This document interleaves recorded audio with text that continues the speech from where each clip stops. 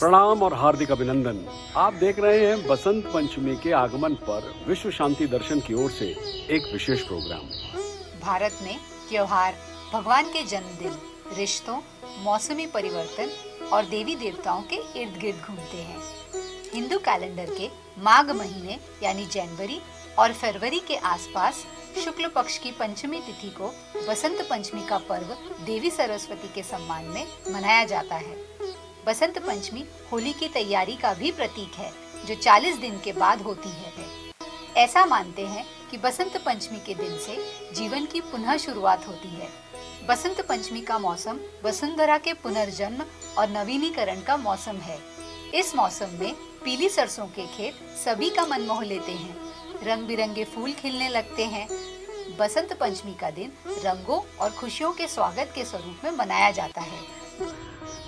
बसंत पंचमी के जन्म की कहानी बड़ी रोचक है। ब्रह्मा जी दुनिया की रचना करके बहुत खुश थे। वे पूरे विश्व को अपनी आंखों से देखना चाहते थे, इसलिए वो यात्रा पर निकल पड़े। जब उन्होंने पृथ्वी को देखा तो पाया कि वहां पर हर कोई अकेला है।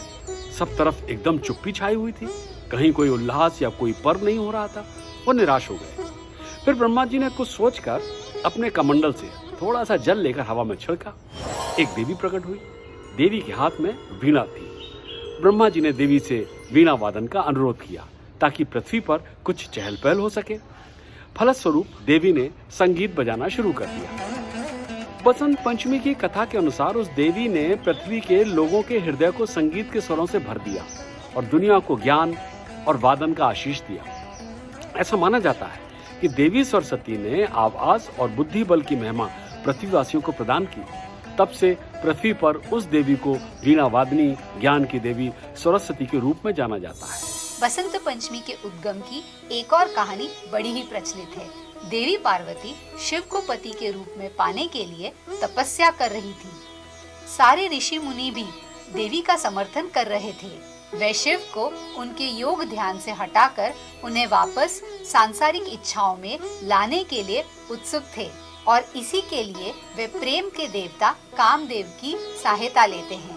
कामदेव सहमत हो जाते हैं और ध्यान मग्न शिव जी पर फूलों से तैयार धनुष बाण से तीर चलाते हैं ताकि उनका ध्यान तोड़कर देवी पार्वती की ओर उन्हें आकर्षित किया जा सके।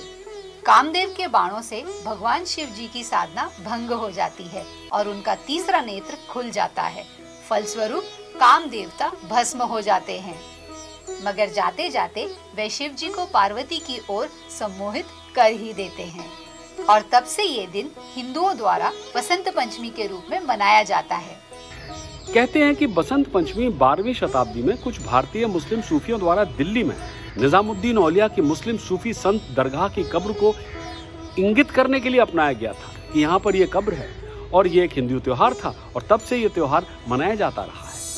सन 1825 में सिख साम्राज्य के संस्थापक महाराजा रणजीत सिंह ने अमृतसर में हरमंदिर साहिब गुरुद्वारे में एक वार्षिक बसंत मेला आयोजित किया और उन्होंने और उनकी रानी ने बसंत पंचमी पर पीले रंग के कपड़े पहने और पतंगे भी उड़ाईं। वे बसंत पंचमी के अवसर पर लाहौर में एक दरबार भी आयोजित करते थे, जहां सैनिक पीले रंग के कपड़े पहनकर अपने सैन्य शक्ति का प्रदर्शन किया करते थे।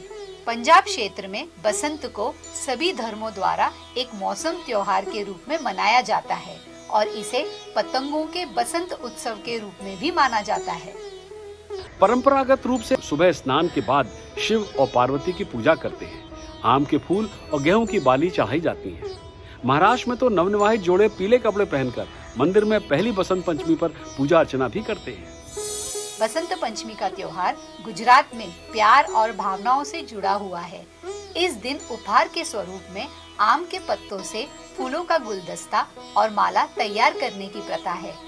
लोग भगवा, गुलाबी या पीले रंग के वस्त्र पहनते हैं और एक दूसरे से मिलने उनके घर भी जाते हैं। बिहार, पश्चिमी बंगाल और भारत के उत्तर पूर्वी राज्यों सहित लोग सरस्वती के मंदिरों में जाकर पूजा करते हैं। अधिकांश स्कूल अपने छात्रों के लिए विशेष सरस्वती पूजा की व्यवस्था भी करते हैं।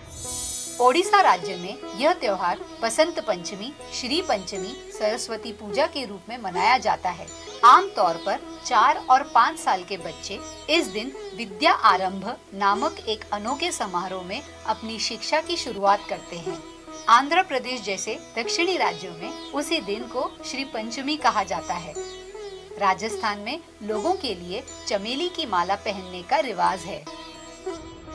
उत्तराखंड में सरस्वती पूजा के अलावा लोग शिव पार्वती को धरती माता और फसलों या कृषि के रूप में पूजते हैं। लोग पीले चावल खाते हैं और पीला पहनते हैं। तो ये थी बसंत पंचमी के उत्सव की थोड़ी जानकारी। मगर जाते जाते याद दिलाना चाहूंगा 1753 रीतिकाल के विद्वान और रसिक कवि पद्माकर जी को, जिन्होंने बसंत के पर्व का बहुत ही खूबसूरती से बयान किया है। उनकी 4 लाइनें हैं, 6 लाइनें कह लीजिए कविता की। कूलन में, केली में, कछारन में, कुंजन में, क्यारिन में, कलिन में, कलीन में किलकंत है।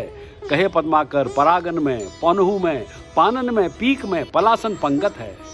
द्वार में, दिसान में, दुनि में, देश देशन में, देखो दीप दीपन में, दीपत दिगंत है। बीथन में, ब्रज में, नवेलिन में, बेलिन में, बनन में, बागन में, बगरियो बसंत है। अर्थात ऋतुराज बसंत का आगमन व्यापक रूप से हो रहा है। उसका प्रभाव सबको उल्लासित और उमंगित कर रहा है। नदियों के तट पर, केलियों में, कछारों में, कुंजों में, क्यारियों में वसंत उल्लासपूर्ण किलकारी मार रहा है। फूलों के परागों में, हवाओं में, पेड़ पौधों के पत्तों में, कोपलों में, पलाश में वसंत की मधुरता लिए हुए है। द्वार द्वार में, दिशाओं में, दूर देश प्रदेश में, दीपों में, सभी दिशाओं में वसंत की चमक धमक है।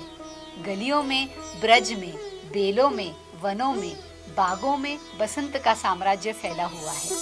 एक बार पुनः आप सबको विश्व शांति दर्शन की ओर से और चैनल के संस्थापक विश्वधर्मी प्रोफेसर डॉक्टर विश्वनाथ कराट जी की ओर से बसंत पंचमी की हार्दिक शुभकामनाएं। जुड़े रहिए और देखते रहिए विश्व शांति दर्शन।